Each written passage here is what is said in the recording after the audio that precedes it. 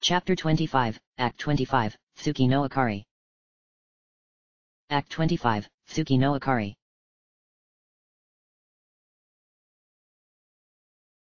I muttered your name inside my heart. Although my feelings won't reach you there. Now it's distant, that beloved face. Floats in this night sky, even with my eyes closed.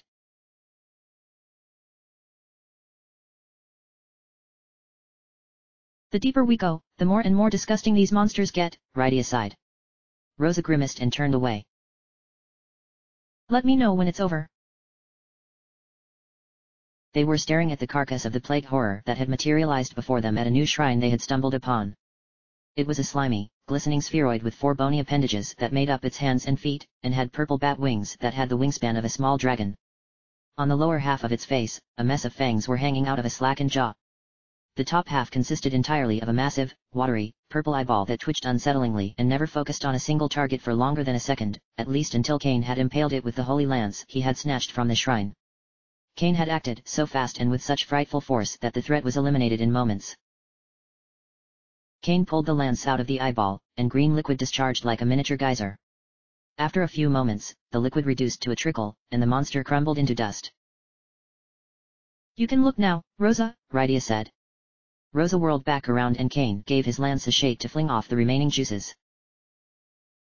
Well, that was nothing, Cain smirked. Was that dragon you fought really a big deal, Cecil?